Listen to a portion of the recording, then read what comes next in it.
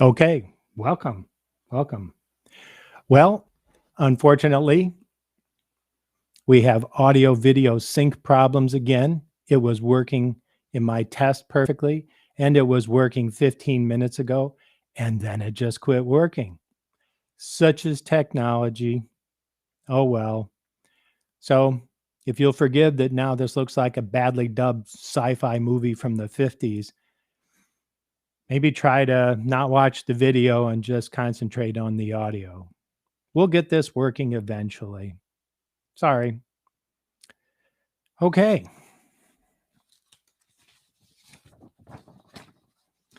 Look at this headline. Look at this headline.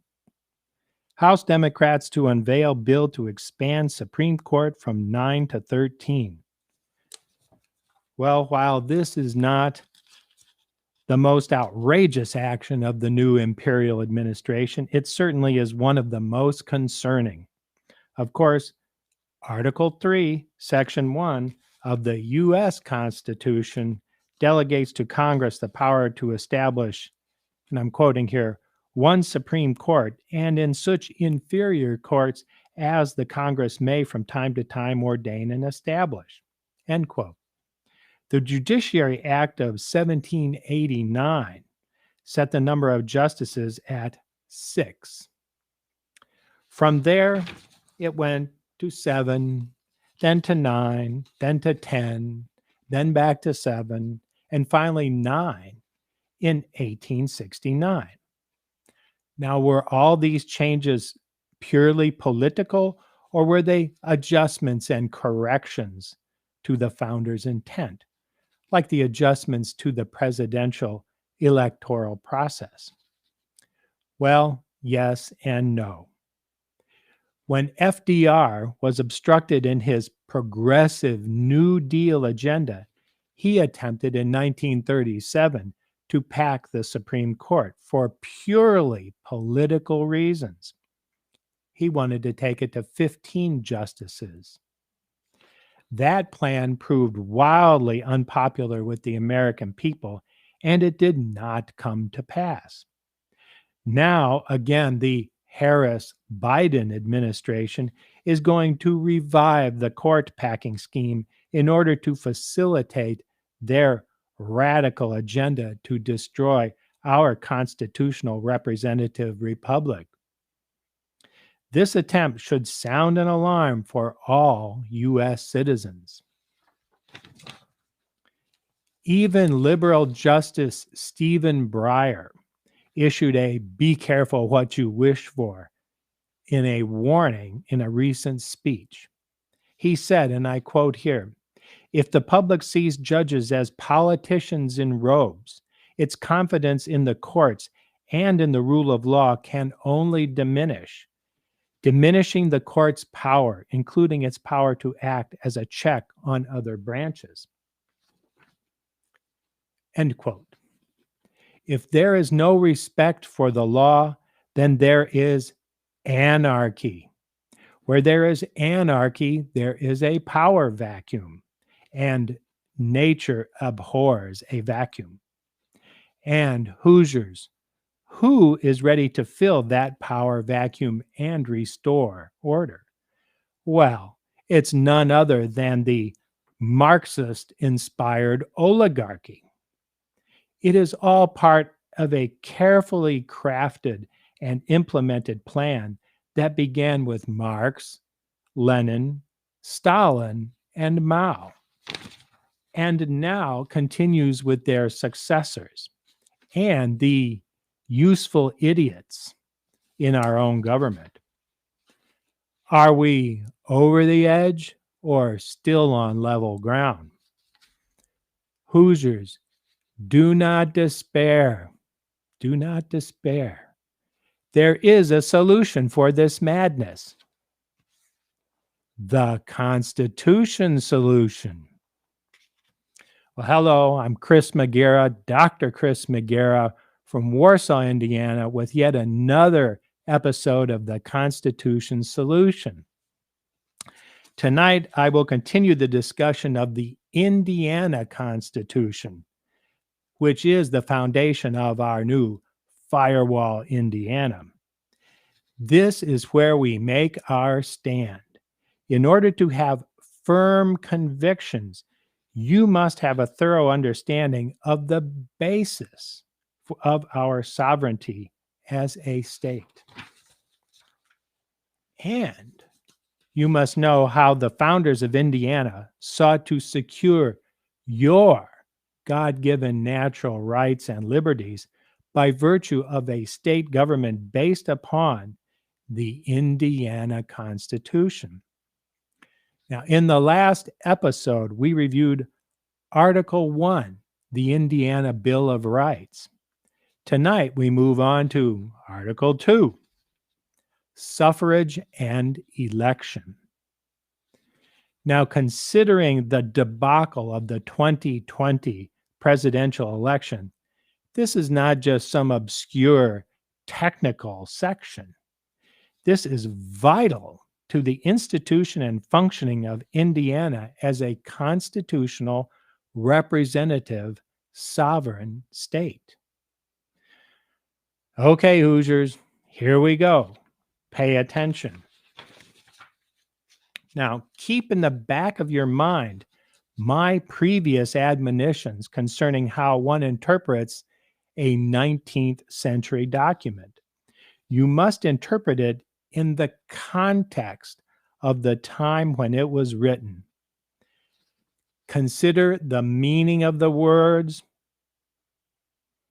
plain words, and legal words from that era. You must consider the intent of the founders, the understanding of the ratifiers, and the meaning to the citizens at that time. This involves a great deal of research with which I am still involved.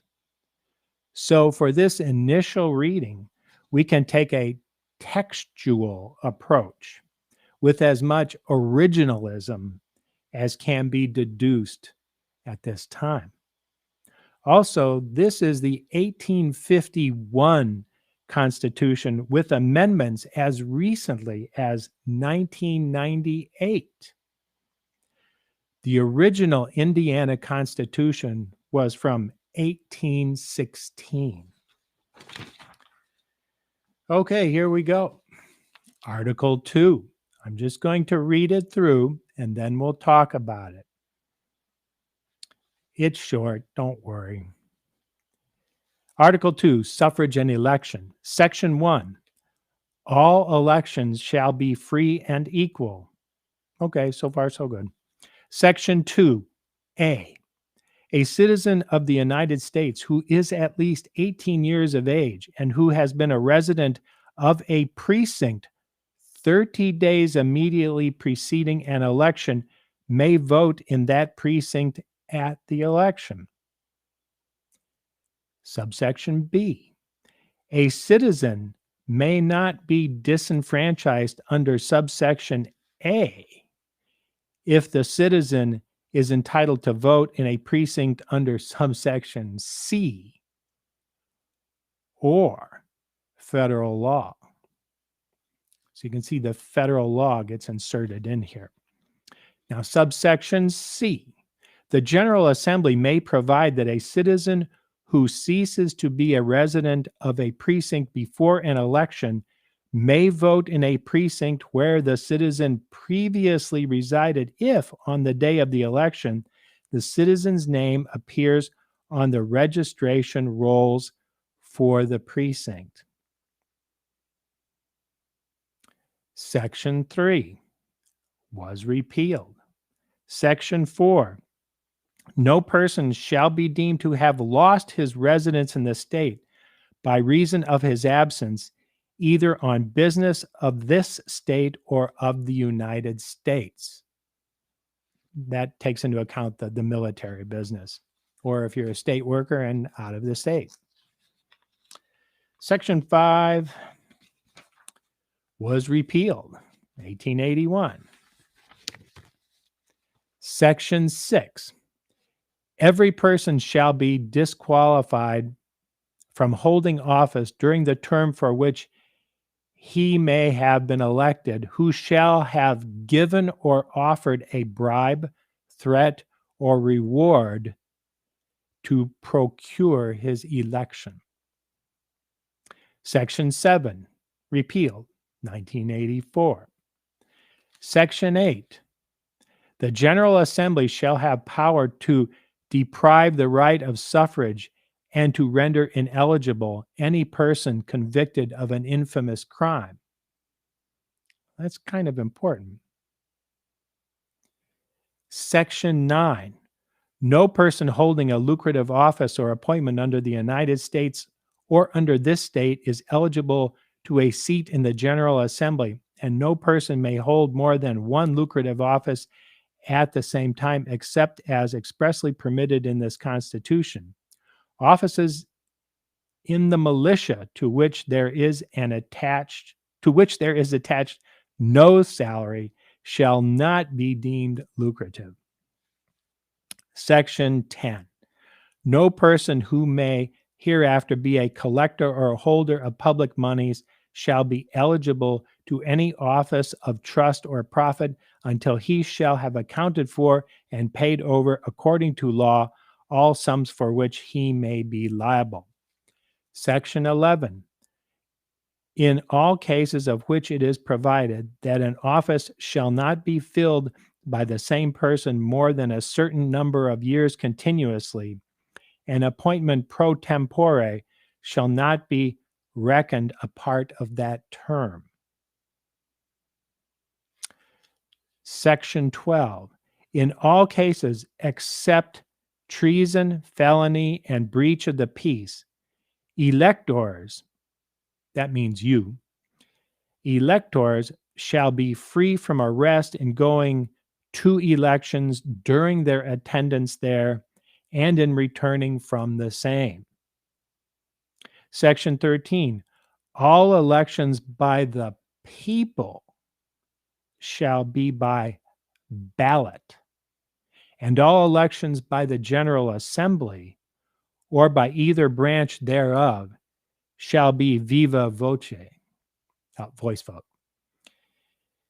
Section 14, Section A, general elections shall be held on the first Tuesday after the first Monday in November. Section B, the General Assembly may provide by law for the election of all judges of courts of general and appellate jurisdiction by an election to be held for such officers only, at which time no other officer shall be voted for. Section C, the General Assembly shall provide for the registration of all persons entitled to vote. Pay attention to that one. The General Assembly shall provide for the registration of all persons entitled to vote. That finishes Article 2. All right.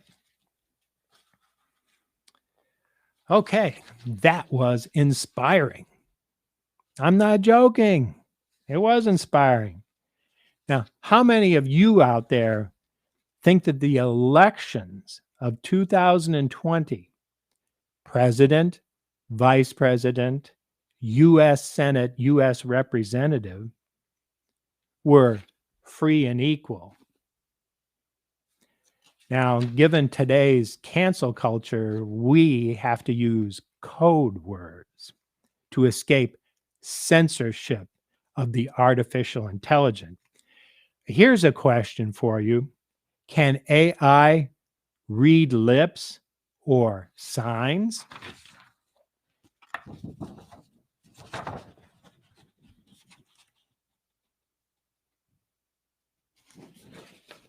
Can the AI read that?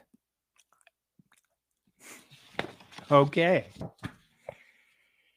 So we are needing serious election reform to restore the integrity of our electoral process and the public confidence in it. I hope that doesn't get me censored. Now, back to Article 2, I call your attention to Section 2B. Okay. Article 2, Section 2B. To be or not to be.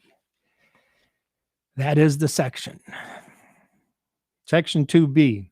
A citizen may not be disenfranchised under subsection A if the citizen is entitled to vote in a precinct under subsection C or federal law. So that means federal law can dictate whether you are able to vote in this precinct or another precinct. Yes, federal law does impinge on the electoral process of a state like Indiana for federal offices. Remember your U.S. Constitution? Here's a question for you. How often does the federal government influence state election procedures? Well, since not all federal laws are constitutional, let's just consider the Constitution and its amendments. Don't worry, I've done the research.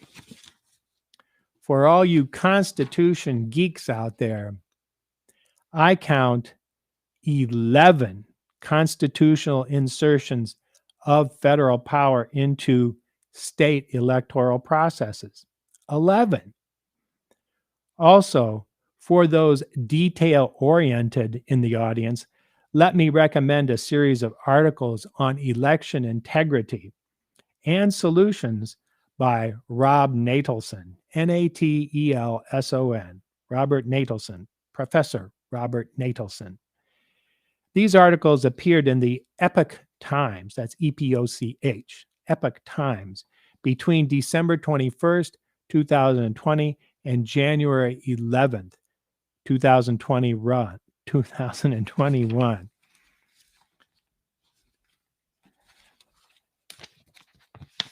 Here's the complete set.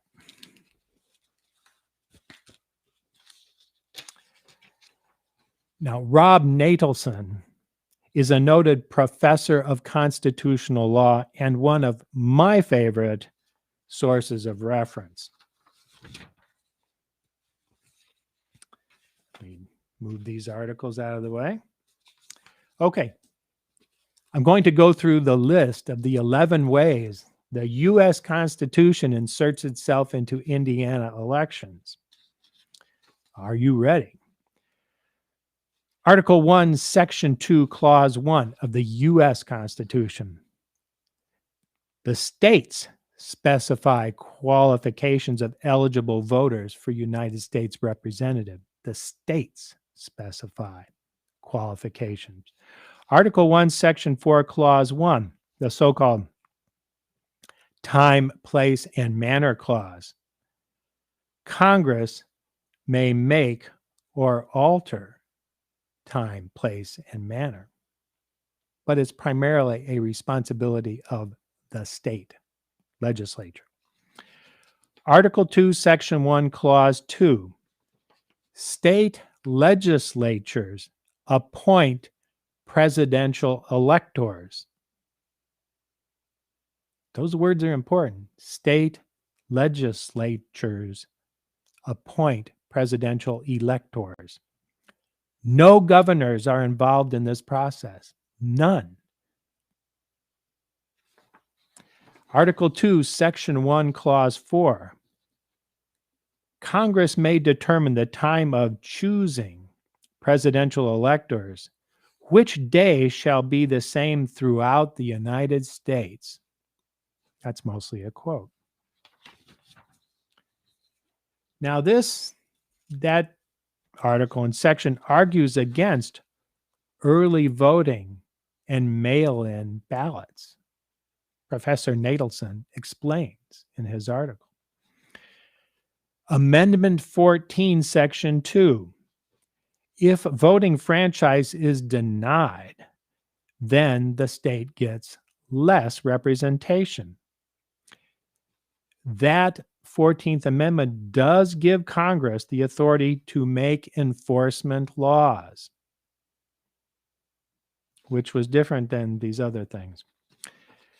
Amendment 15, sections 1 and 2, non-denial of suffrage on account of skin color,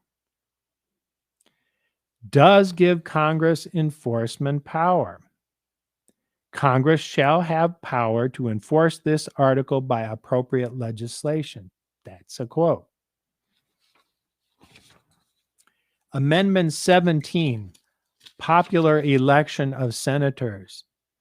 The states determine the qualifications of eligible voters now for senators, and they are the same as the qualifications for electors electing the U.S. representatives. Amendment 19, again, non-denial of suffrage on account of sex. Again, Congress shall have the power to enforce. Amendment 23, Washington, D.C. suffrage for presidential elections. Again, Congress shall have the power to enforce. Amendment 24, poll tax prohibition. Again, Congress shall have the power to enforce. Amendment 26, suffrage beginning at age 18. Quote, shall not be abridged by the United States or any state. And another quote, Congress shall have the power to enforce, yada, yada, yada, end of quote. Okay, that is a summary of federal interposition into Article 2 of the Indiana Constitution. Moving on. Article 2, Section 8 of the Indiana Constitution. The General Assembly shall have the power to deprive of the right of suffrage any person convicted of an infamous crime. Okay, what's an infamous crime? We will need to investigate. This section reinforces the general rule that, unlike the U.S. Constitution, which is a document of granted or delegated powers, according to Madison, powers are few and defined. State constitutions, on the other hand, are protocols of documented restrictions, with all other powers being granted, as according to Madison, numerous and indefinite. So unless some item is specifically restricted, a state general assembly has broad powers to do whatever it wants, basically no limit poker. Section 13 of the Indiana Constitution. All elections by the people shall be by ballot. Now remember, you have to think about this in the context in which it was written and ratified. That was 1851. In 1851, what was a ballot? Well, I would wager that it was a paper ballot, not some digital gizmo. Section 14, Clause A. General elections shall be held on the first Tuesday after the first Monday in November. That does not say anything about early voting. It does not. It specifies a day. And it doesn't talk any about absentee voting, except when you are on the business of the state or the United States. Need some research into the context here as to how our current laws came about, and are they actually constitutional according to Indiana?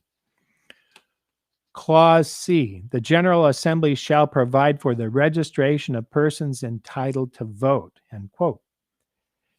The General Assembly, your state representatives and your state senators, are the key. They are the key to election integrity. See Section 2. So, Hoosiers, that is how your Indiana Constitution specifies the rules of suffrage or the franchise of the vote. Remember, there is no right to vote. We do not have, nor do we want, a democracy. We have and need to continue our constitutional representative republic and states.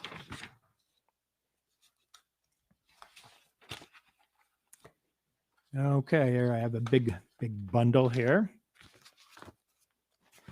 So how specifically do we go about restoring election integrity? Restoring election integrity. It is both the Constitution solution and Firewall Indiana. For specific reform details, I refer you to the February 15th, 2021 issue of the New American Magazine. It is a short 6-page article packed full of specific action points. Read it, print it out, send it to every Indiana state representative and senator. Give them some guidance. The New American, February 2021. Oh, and don't forget Professor Nadelson's 6-part series on election integrity. Allow me to distill his articles down to his 4 points for you. Point number 1, he makes, why? Tell me why do Republican state legislators ignore the problem and refuse to act? Do you know that in 5 of those 6 swing states in the presidential election were controlled by Republicans, and yet they refuse to act? Why? Why? Well, that's easy. Remember the teachings of founder James Otis Jr. about refusal to support liberty, pragmatism, malice, or ignorance. Well, our Republican legislators are overly pragmatic. They are afraid of the media. Afraid of the media. They love their power more than they love your liberty. And would you be surprised to know that they have a high level of ignorance? Ignorance about their duties and powers, according to the constitutions. Point number 2 in reform. No more mail-in ballots. Read my lips. No more mail-in ballots in presidential elections. Professor Nixon makes an argument that they are actually unconstitutional.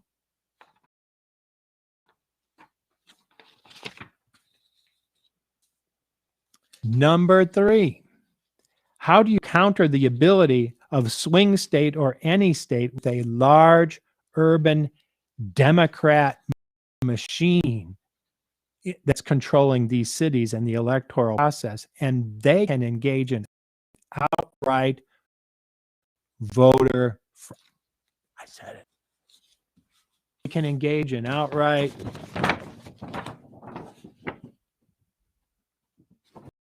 we want to avoid the AI censors. So how do you counter this? How do we counter this? Well, Professor Nadelson has an excellent idea. And you know what? It's constitutional. Fancy that, a constitution solution. We all need to follow the examples of Maine and Nebraska, who allot the presidential electors based upon congressional district. So he has a clever pandemic analogy.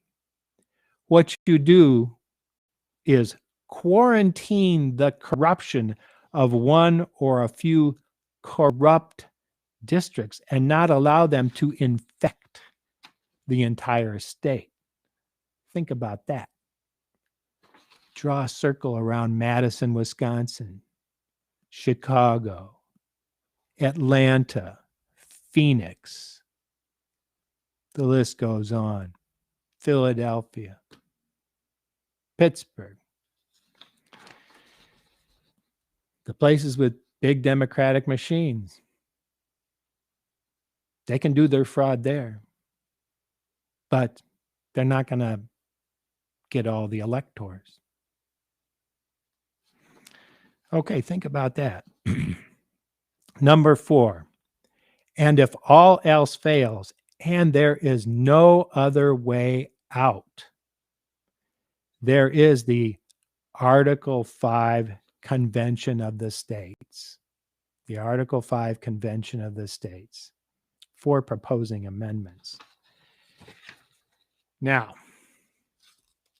that got your attention, didn't it? I don't think there is anything more polarizing to those of us of a certain political persuasion as talk about an Article 5 convention. Well, quite frankly, I have my reservations about that. I have read many of Professor Nadelson's articles and his book on the subject. He actually is a proponent of the Article 5 convention. And you know, it sounds simple and foolproof. When you read his books, you think, what could go wrong? It's all worked out. But I have a couple of major reservations. First, as U.S. Representative Thomas Massie has said, well, they don't abide by the Constitution we have now. What makes you think they'll abide by the new one? Good point, Tom. And the other reservation involves the fact that the globalist, communist oligarchy is so deeply entrenched in our government that they are just waiting for the opportunity to insert their agenda into any new amendments or into an entirely new constitution. Believe me, they have those documents ready. Remember the words of Benjamin Franklin, a republic, if you can keep it. If you can keep it. If you can keep it.